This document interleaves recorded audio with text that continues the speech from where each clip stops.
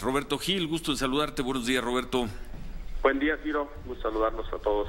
Bueno, pues finalmente se consiguieron los votos suficientes para la nueva ministra de la Suprema Corte de Justicia. Va a ser la señora Yasmín Esquivel, muy cuestionada por tener, según esto, conflicto de interés. Déjame plantear el problema, Ciro, desde otra perspectiva, más allá de los méritos de quien ha resultado electa.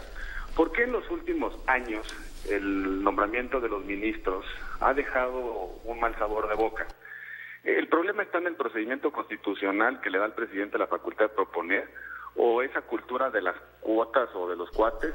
¿Falta algún estándar legal o ético que evite que el presidente disponga de las propuestas a la Corte para ganar favores o pagar lealtades?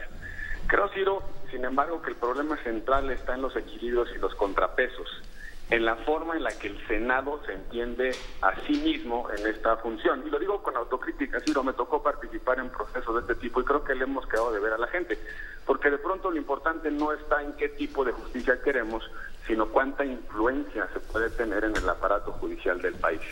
El deber ser diría que el presidente no debería proponer a ninguno de los suyos a una posición que exige independencia, que debería buscar a los mejores juristas, a los más lejanos a su órbita de interés. El deber ser diría que el Senado tendría que hacer un examen riguroso de los perfiles y escoger al mejor o a la mejor dentro de una terna de intachables. Pero el poder siempre quiere acapararlo todo, esa es su naturaleza. Por eso son importantes los equilibrios, los contrapesos, la función que realiza el Senado. ¿De qué depende en última instancia que el presidente no pueda poner a un leal en la Corte? Muy simple, Ciro, que exista Senado y dentro del Senado oposición. Dado que el Senado puede acomodarse a la preferencia presidencial, como hemos visto, no hay incentivo a mejorar las propuestas. De alguna manera u otra se van a alcanzar los votos. Faltó Senado, faltó oposición, pero no la oposición que obstaculiza, sino una oposición que cuida valores y que evita precisamente el impulso humano del poder a quedarse con todo. El destello de oposición que surgió con la oposición de la Guardia Nacional se apagó muy pronto, Ciro. Pensábamos que habría ya un nuevo bloque que haría ciertos cuidados de nuestras instituciones, que habría una suerte de contrapeso eficaz al gobierno para cuidar el perfil y misión de nuestras instituciones, pero al parecer la oposición que se había construido duró muy poco. Una dura discusión sobre la idoneidad, una primera votación de rechazo y de pronto una abrumadora votación para alcanzar la mayoría calificada. ¿Qué pasó, Ciro, entre la primera y la segunda votación? ¿Qué se negoció? ¿Qué convenció finalmente al tercio del Senado a cambiar de opinión? ¿Por qué dejó de ser importante para una parte de la izquierda la posición de las nominadas sobre las libertades sociales? ¿Dónde quedó la preocupación de que pudiera cambiar la aritmética, por ejemplo, que sostiene el criterio judicial que legalizó el aborto? ¿Dónde quedaron las duras críticas al perfil, la cercanía, historia o pertenencia de la terna? No lo sabemos ni lo sabremos. Andrés Manuel ganó la elección cosechando la deslegitimación de los partidos tradicionales y de sus representaciones parlamentarias.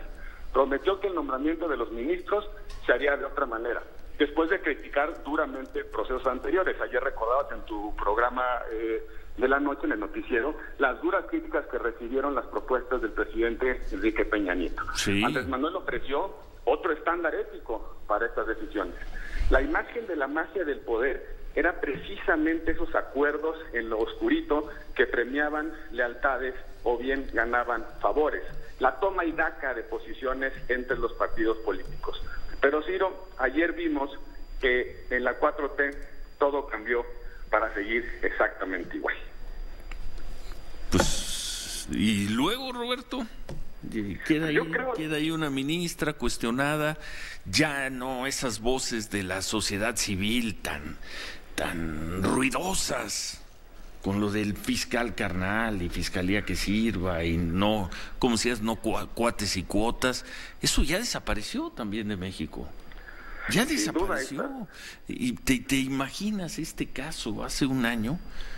¿Te imaginas al presidente Peña Nieto proponiendo a una de estas posiciones, ya no digas a la esposa de algún constructor cercano, proponiendo a alguien medianamente que tuviera algo que ver con él o con su administración, el escándalo, y hoy nada? Esa parte de la sociedad civil también está borrada. Sí, sin duda. Las oposiciones en plural, creo, Ciro, sí, han dejado la plaza. Porque en efecto en otros momentos la crítica había sido intensísima, durísima, en nombramientos que tenían otro tipo de perfil, ciertamente con algunas cercanías a los partidos del poder, incluso a la propia imagen y figura del presidente. Pero el problema, Ciro, a mi juicio, es que no podemos en una democracia contar con la permanente movilización de la ciudadanía. Eso es espontáneo, tiene y responde a distintos factores. Lo que sí debe haber es un Senado que asuma esta función con mucho cuidado y con mucha responsabilidad. No es una cuestión menor. Yo no lo vi y creo que desde la autocrítica, insisto, desde hace mucho tiempo el Senado no ha comprendido la enorme importancia de la configuración del Poder Judicial. Ayer vimos una votación en la que de pronto todo cambia. Se abandonaron duras críticas que se habían dado durante el debate desde los propios senadores. ¿Qué pasó entre esas dos votaciones? Es difícil saberlo, pero lo que sí es que deja una imagen. La componenda, el arreglo, el acuerdo, pues eso es lo que pasó, Roberto. Eso es lo que pasó. Pero eso es justamente lo que Andrés Manuel denunciaba como la forma de la práctica del poder de lo que llamaba la mafia. Y justamente se comprometía y hablaba y criticaba seriamente esa forma de resolver este tipo de decisiones en el Senado y en el Congreso. De pronto llega al poder y todas esas críticas se les olvida.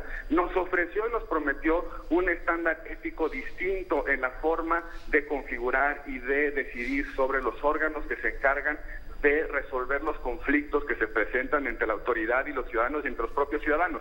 Y de nueva cuenta percibimos, Ciro, que esto no es así, que el presidente sigue recreando las mismas formas que él criticó y las mismas formas que llevaron a la oposición a ser oposición, es decir, que llevaron a los partidos que antes gobernaban a la banca de la oposición. No hemos aprendido la lección desde la oposición, pero tampoco es cierto que hay un nuevo compromiso por parte del gobierno de Morena y del presidente de la República de cambiar esas formas del poder que, por cierto, han deslegitimado profundamente a la democracia mexicana. Muchas gracias, Roberto. Al contrario, Ciro, muchas gracias. Gracias, Roberto Gil.